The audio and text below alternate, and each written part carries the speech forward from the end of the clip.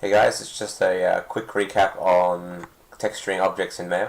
We're just going to start with a basic sort of wood texture.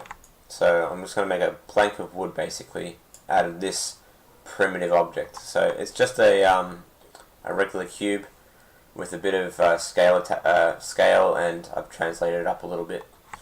Let's just run through the whole process, okay? Alright, so we have our piece of wood here. I would say the first thing we want to do is freeze our transforms, just to make it uniform. Now Maya knows it's all 1-to-1 ratio, all sort of thing. We can also freeze our history, or delete our history, sorry. And before we move any further with this, at least with this file, we have to set our project. So we need to have a place for Maya to source our texture files from. I'll set the project to a previous one I've made. So I'm just going to set it to my week 5. I have my workspace there. I'm just going to set my project. Alright, so as we mentioned in class, Maya automatically UV unwraps primitive objects like cubes and spheres and stuff like that.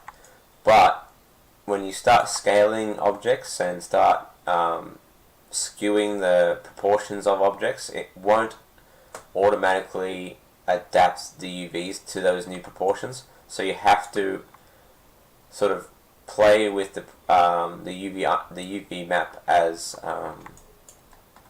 to match, so sort of match the proportions of your object basically. So for this, I've got to get a wood texture as well. So I have one available. I'm just going to bring it over just to show what I have. So I have something similar to like this. So I just found a basic wood texture and a sort of off-cut sort of texture that I might use as well for the edges, and we'll see how we go with that. Alright, so first things first, let's have a look at our UVs. Go to our rendering, objects, modeling, UV editor. So as you can see, right now it's unwrapped as if it's a cube, essentially. If I click on the faces, you'll see which faces are being selected in the viewport. So there's that face there. The length is this one. And on the other side, we have that one there.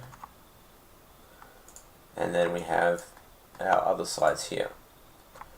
Now, the annoying part about this sort of unwrap at the moment is that these two faces aren't really in line with our top and bottom, so to speak. So maybe I might just re-unwrap this with a different proportion in mind. So I might actually unwrap it where the seams go along these edges rather than along the length of our little cube. So let's fix that first. So to do that, let's just go into edge selection mode. We're going to select everything. We're going to open up our UV editor and our UV editing toolset. So where is that? We're going to go to, sorry. Here we are. Alright, so I found my UV toolkit. It's just on my other screen. Alright, so let's start with removing the seams that we already have. So we're going to go to our cut and sew section here. We're going to remove our other ones, our current seams. So we're going to sew them together.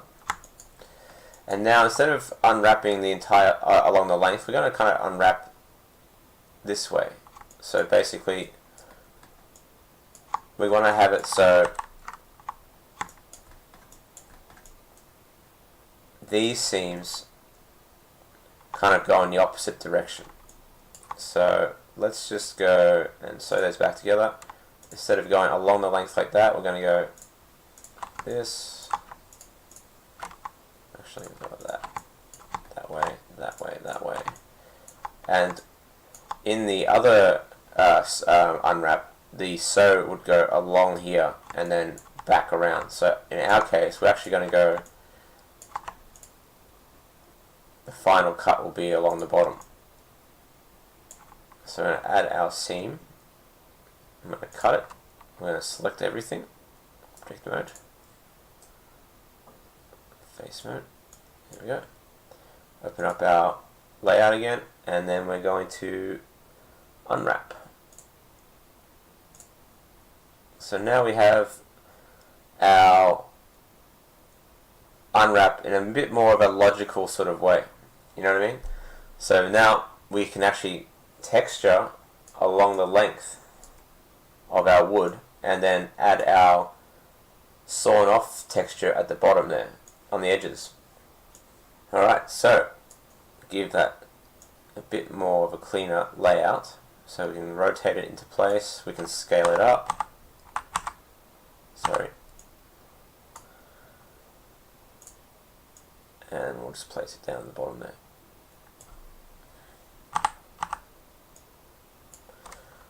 So here we are. That's our new layout. So let's give that a go. Let's have a look at the texture with our texture preview button.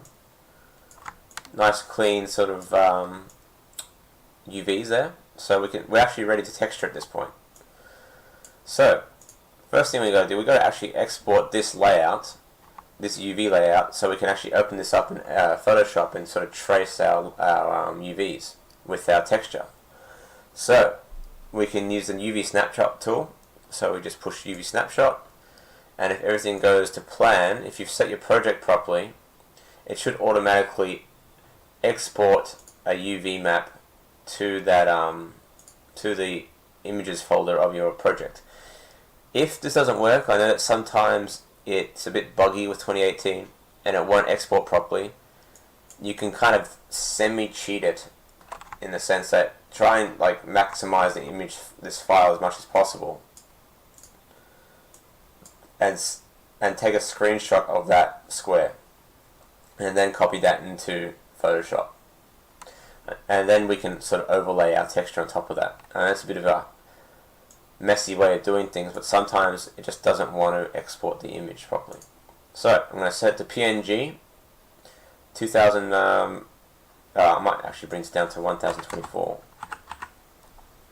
Generally speaking, you want to keep your textures square, and they're usually in multiples of 512, 1024, 2056, that sort of thing. Alright, edge color white, and we push apply, and again select a valid object. So we'll select our object, push apply, and there we go. So that could be the reason why it doesn't work. So if you're in edit mode, in some sort of like face mode, vertice mode, go into object mode and then try exporting again.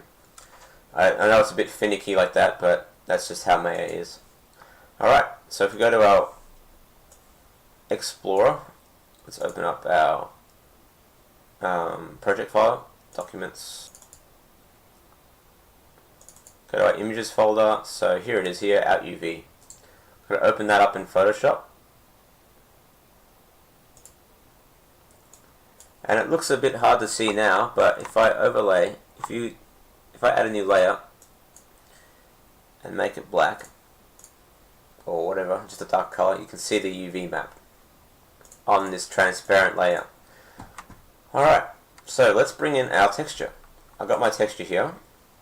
I'm going to turn off my side texture first. I'm going to bring in this texture. I'm going to select all by pushing Control A. Actually, I'll make it so you can actually see what's going on. So now you can actually see the keyboard. Alright, so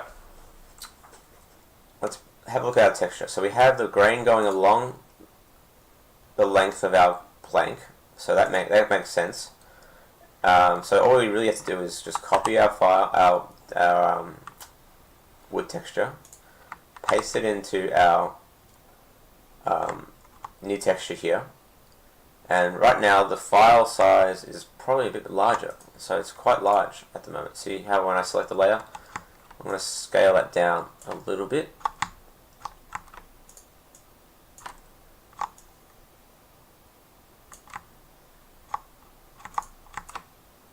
And then kind of just sort of match parts of this texture with my layout. So I've got some, I'm going to have a wood there. I might just bring down the opacity so I can see what I'm doing. So we have wood down the side here, so I might just actually copy this again. So you can copy a new file by pushing duplicate layer, right click, duplicate layer. I might just quickly bring down the opacity of this one. So basically all I'm doing is just matching up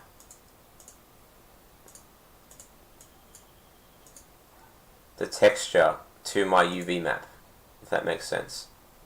And then I'll just sort of delete the parts that I don't need anymore. So there's that bit. I'm gonna delete this part. So, and I'm gonna delete this part. Just kind of roughly knock it out first, just so it's sort of in line. So I have a bit of a texture there. I have my texture on the top there, so I might actually have to make it a bit more exact, so it's exactly along the line for my top layer.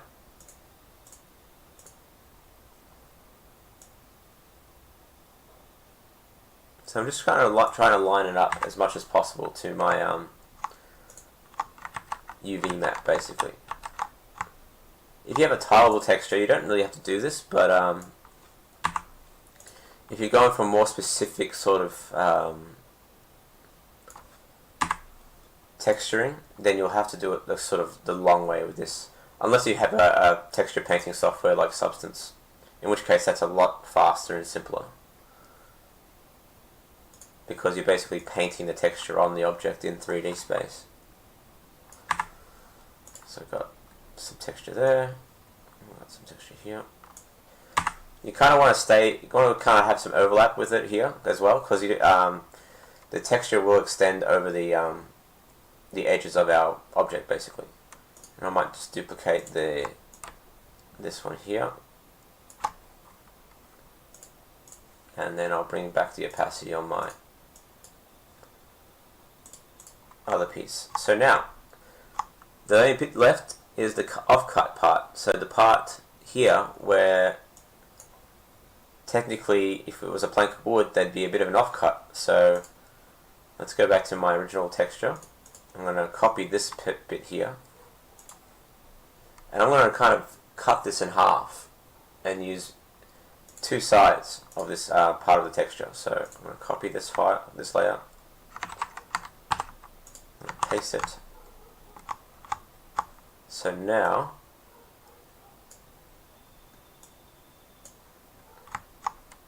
we can kind of duplicate this layer as well. Then I'm going to scale this down and use only a part of this texture, so basically to fit that sort of off-cut look.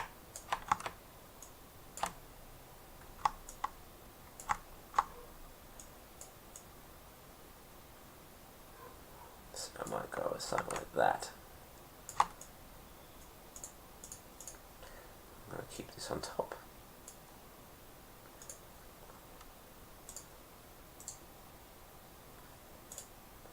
Now I'm just going to sort of crop off the parts that I don't need.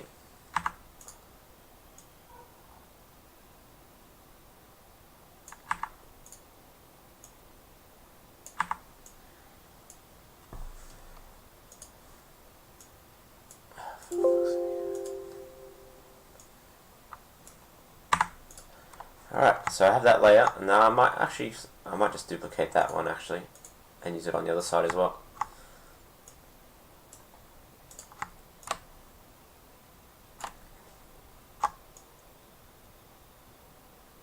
Alright, so we have our texture sorted. Now it's time to test this in Maya. So, first things first, let's just turn off our little guidelines, because that will actually copy into the texture. We don't want that. So we'll turn off our guidelines. You'll see it. See the white line? Just turn off that layer for now. And now, I might make that black. Now this is ready for use in the Maya. So let's save this as a new texture file. So I'm going to call this, I'm going to put it into my source images folder. I'm going to call this wood texture. Push save. Alright. Now, we can go back into Maya.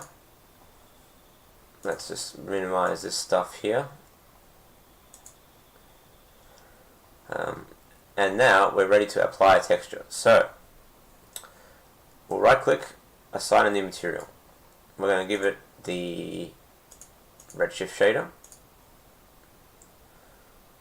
I'm going to delete the history on this first. History. Here's the texture, the material, sorry. We're going to add our texture, file, navigate to our texture. I'm going to give our wood texture. Now let's see if we can visualize it. Turn on our viewport settings. And here we are. A pretty nice little wood texture going on. So it actually looks like a cut piece of wood. Now, if we were to put in into a scene, so let's have a look at with some lights and a bit of a backdrop for now. Now, if we give it a light, a new redshift light, I'm going to give it. I'll give it just a basic physical light.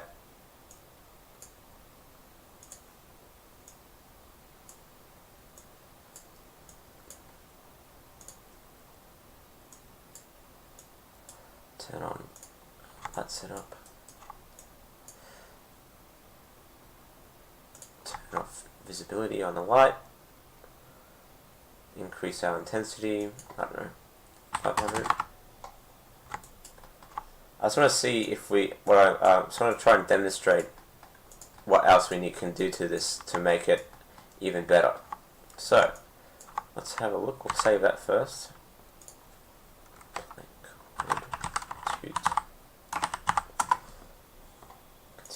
Alright. Now let's have a look at our render. So, we'll start a render. Make sure you've got redshift turned on as your renderer. Alright, let's do that again. Alright, cool. So we have a few things we can do to this. So right now our plank is way too shiny, for one. It's very glossy. The second thing, there's no sort of bump or texture to it in terms of like height data. So we have to turn down our roughness for one. So we can do that by scrolling down to our I have to select our object. Scroll down to our reflection and just increase the roughness so we can get rid of some of that gloss for one.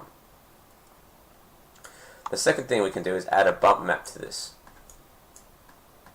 And we can do that in Photoshop by converting our plank texture into a normal map. Alright, so let's add a normal map to this thing. Now, to make a normal map in Photoshop is actually quite simple.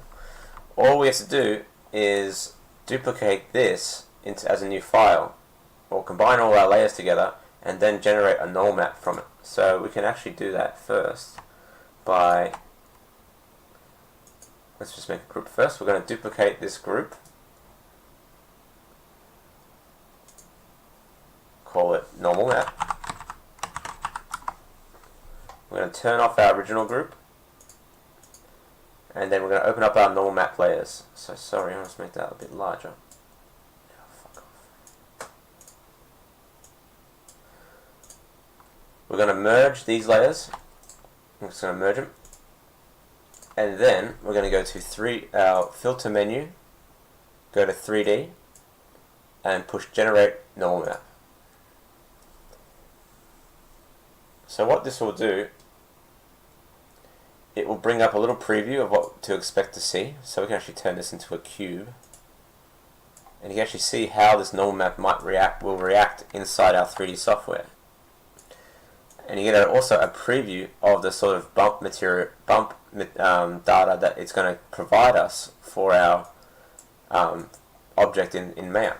So we can actually bring down this. We actually can bring down that scale a little bit, so it's not as extreme. because we want to keep it subtle. All right, we push OK, and it's generated that normal map. Now we have to save this as a new new texture. So we'll call it NIM. Push save. All right, cool. So let's go back to Maya. Let's just get rid of all these windows. Let's close that for now. Now let's add that normal map to this object. To do that, let's go to our hypershade. Yep. All right. So here's our material. Let's map it to our nodes layout. So graph network, right click, graph network. So as you can see, we have our first texture there linked to our redshift material. So what we want to add now is a normal map. So to do that, let's add a redshift shader with a normal map node. So just going to find it. There it is there. New normal map. We're going to add our file. Go to source images, select our normal map, and now let's add it to our bump input. So if we look at that now with our render preview, we should be able to get some sort of bump detail out of that.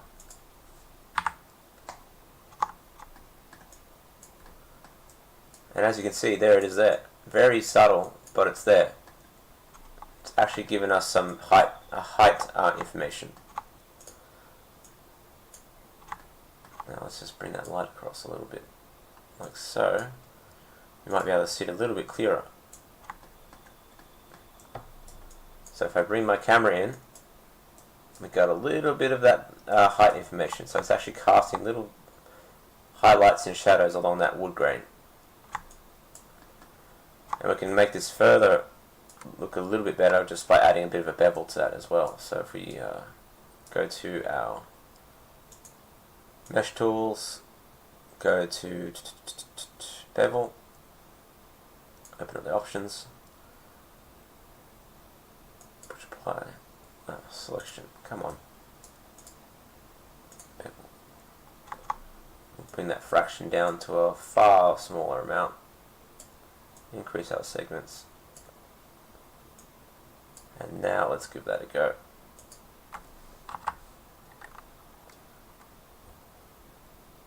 With our renderer, as you can see, just with a little bit of bevel as well, it helps give it a bit more of a realistic sort of look to it. And I think that's it for this tutorial. That's how you texture an object with a proper UV unwrap as well. Alright. Thanks.